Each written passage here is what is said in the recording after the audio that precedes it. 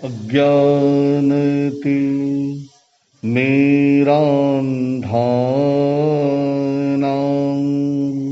ज्ञानाञ्जना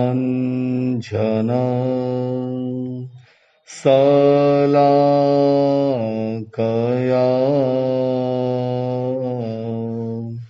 नेत्रमन्मीलितं येन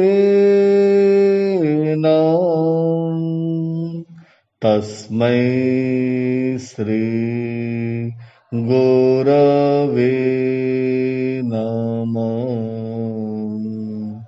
तस्मै श्री गुरवे नमः। महापुरुषों की महागाथा, इसके संदर्भ में हमारे परम उपकारी गुरु भगवंतों की बात आप सबके सामने रखी। आप सबको यह सुनकर बड़ा आनंद आया और कुछ आगे सुनने की जिज्ञासा कई लोगों ने प्रकट की कि आगे भी और कुछ हमें ऐसे महापुरुषों के बारे में सुनने मिले, ऐसी भावना व्यक्त की।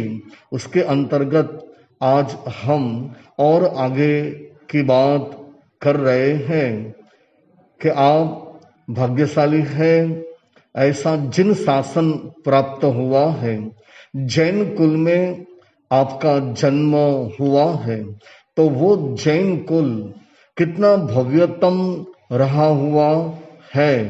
तो ऐसे कुल में जन्म लेकर हम कितने भाग्यशाली बन गए हैं। तो यही भाग्यशाली बनकर हम गौरव को प्राप्त करें और अगले भवों में भी जल्द से जल्द जैन कुल की प्राप्त हो, ये भावना के लिए आज से हम अपने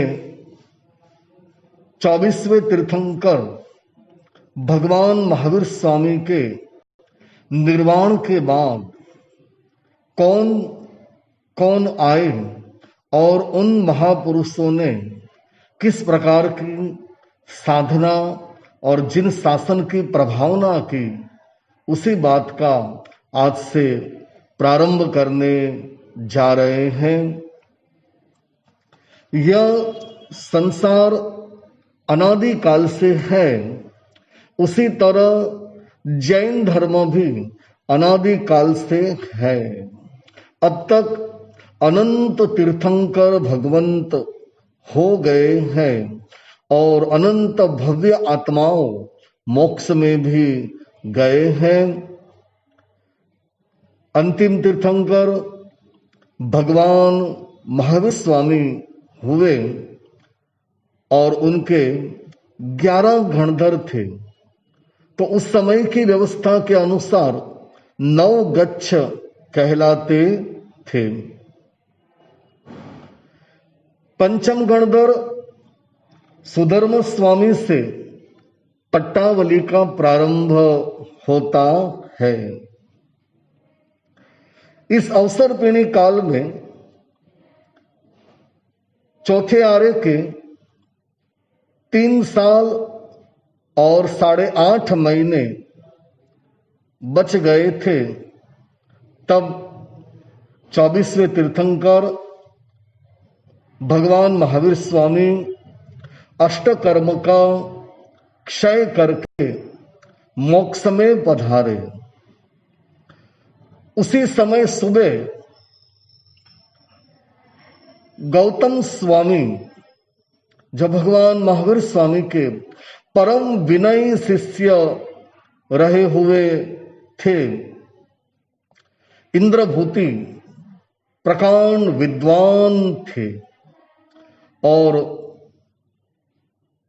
भगवान महावीर स्वामी के पास आपकी शंका का जब समाधान हुआ तो आपने भगवान के पास दीक्षा ले ली और दीक्षा ग्रहण करके बड़ा अध्ययन किया आपने। ज्ञान दर्शन चारित्र तप की आराधना बड़ी अच्छी तरह से की। और सबसे अगर कुछ अति सुंदर हो तो वो था आपका विनय, आपका समर्पण भाव और अहंकार शून्यता। आपका विनय इतना बड़ा अच्छा रहा हुआ था कि जब आप भगवान को प्रश्न पूछते थे तो आप विनय पूर्वक से पूछते थे। समर्पण भाव, भगवान ने जो कुछ भी कहा उसके प्रति आपका समर्पण भाव इतना बड़ा अच्छा रहा हुआ था कि भगवान ने कहा वही सच्चा है। और उसी समर्पण भाव की वजह से आपने कभी भी अपनी तरफ से ज्ञान का प्रयोग नहीं किया। कभी भी आपको शंका हुई तो आप भगवान के पास ही गए, अपने ज्ञान का इस्तेमाल नहीं किया। ये है आपका बढ़िया समर्पण भाव।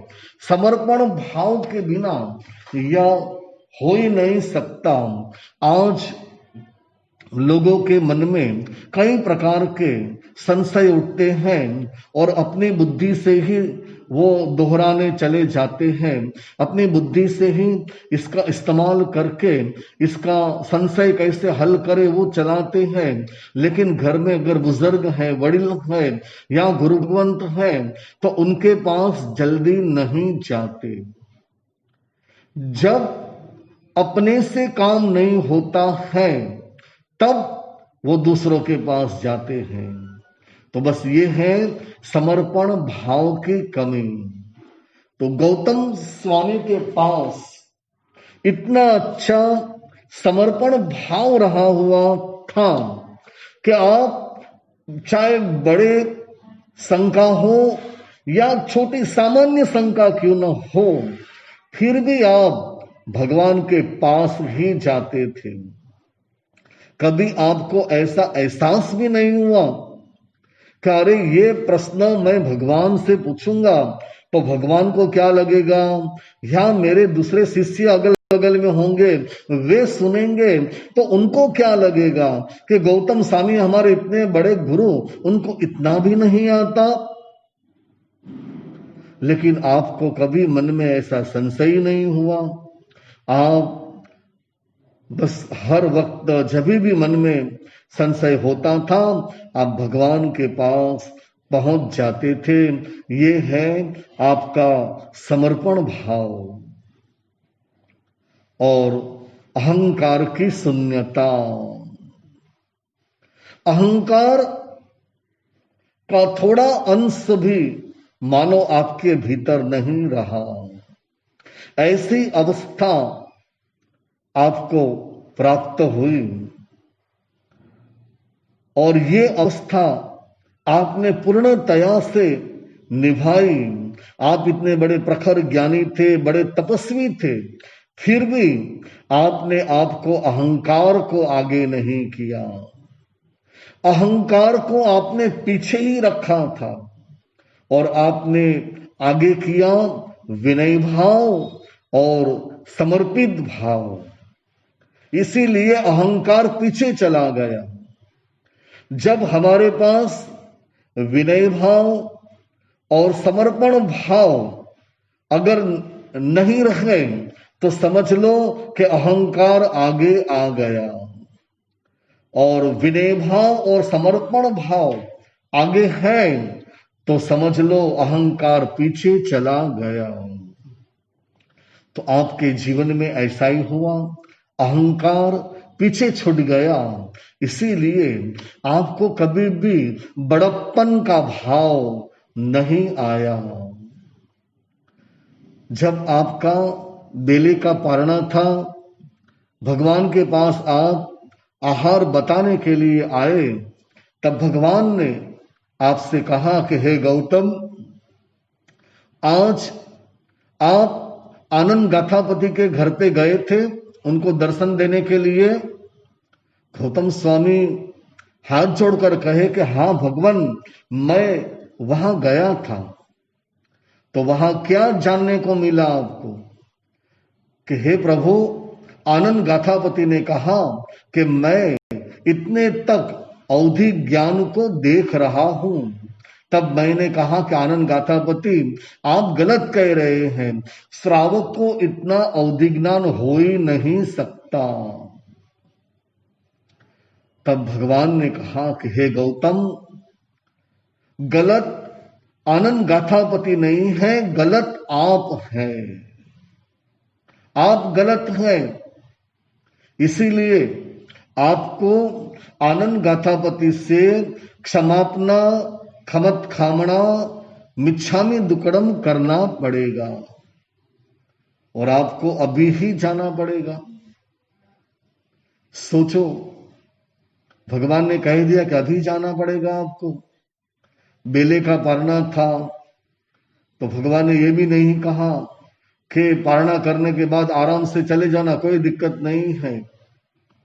लेकिन भगवान सोच रहे थे कि जो कार्य अच्छे हो उसमें ढील नहीं होनी चाहिए, उसमें रुकावट नहीं आनी चाहिए, उसको समय पे नहीं रखना चाहिए, उसको उसी समय वो कार्य कर लेना चाहिए, क्योंकि तब हमारे भाव में कई अलग प्रकार की भर्ती रहती है, हमारे भाव अलग प्रकार के रहते हैं, और जब समय निकल जाता है तो भाव में भी परिवर्तन आ जाता है।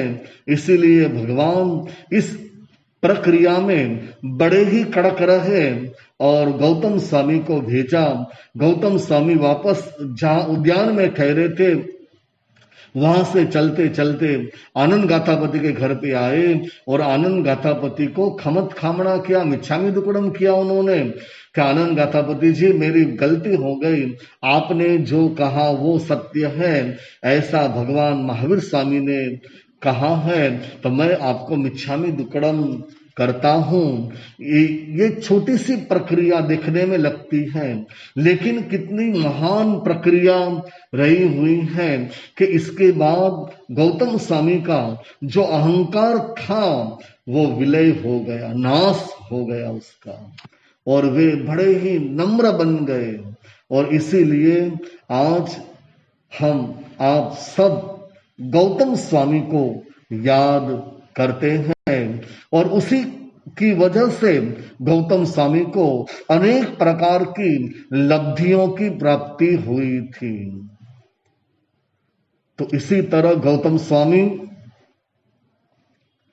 भगवान महावीर स्वामी का सुनकर आपको बड़ा पश्चाताप हुआ, और आपने पश्चाताप करते भगवान को याद करके कि अंतिम समय में ही आपने मुझे आपसे दूर कर दिया, तब दृष्टि खुल गई और सत्य दृष्टि का आपको दर्शन हुआ, और आपने भगवान से खमत खामणा करके आपने मनोमन ऐसा पश्चाताप किया कि आपको घाती कर्म का क्षय करके केवल ज्ञान और केवल दर्शन की प्राप्ति हुई, और आप केवली बन गए। भगवान महावीर स्वामी तो केवली थे ही, लेकिन अब तो निर्वाण पधार गए। अब तक चतुर्विद संघ की सारणा वर्णा करना, ध्यान रखना, ये सब परमात्मा कर रहे थे, लेकिन अब कौन करेगा? यह शासन के सामने एक प्रश्न उपस्थित हुआ कि अब तो भगवंत नहीं है, तीर्थंकर नहीं है, तो कौन कर सकता है ये? तब सबने साथ में मिलकर सोचा कि अब तृतीय पद खोलना पड़ेगा, यानी कि नमो आयर्याणं, आचार्य भगवान का पद अब खोलना पड़ेगा। आचार्य भगवंत ही ये कार्य कर पाएंगे। गौतम स्वामी विद्यमान थे, केवल ज्ञानी थे, फिर भी आपको आचार्य पद के पाठ ऊपर बिठाया नहीं गया, और ये सौभाग्य सुधर्म स्वामी को प्राप्त हुआ, क्योंकि आप छद्मस्त थे। चतुर्विद संघ की सारणा वर्णा करनी हो तो सबके छोटे बड़े प्रश्न रहते हैं। छद्मस्त है तो किसी प्रकार की गलतियां तो होती ही रहती हैं। तो उस समय उसको दंड विधान दिया है। ये दंड वितराग भगवंत कभी भी नहीं दे पाएंगे, क्योंकि दंड देने के लिए भी सामान्य क्रोध अवश्य है। सामान्य प्रकार का भी क्रोध आएगा तभी आप दंड दे पाएंगे। तो गौतम स्वामी तो वितराग पूर्ण रूप से हो गए हैं, अब आपको क्रोध आएगा ही नहीं, तो इसीलिए आप दंड नहीं दे पाएंगे। तो इसी वजह से जो सुधर्म स्वामी छद्मस्त थे, बस आपको आचार्य पद के ऊपर गद्दी नसीम बनना सौभाग्य आपको प्राप्त हुआ। ऐसे सुधर्म स्वामी जिन्होंने बड़ी ही अच्छी शासन की सेवा की है, और उसी सेवा की वजह से आज हमारे पास जो ज्ञान उपलब्ध है उसमें आपका बहुत ही बड़ा उपकार रहा हुआ है।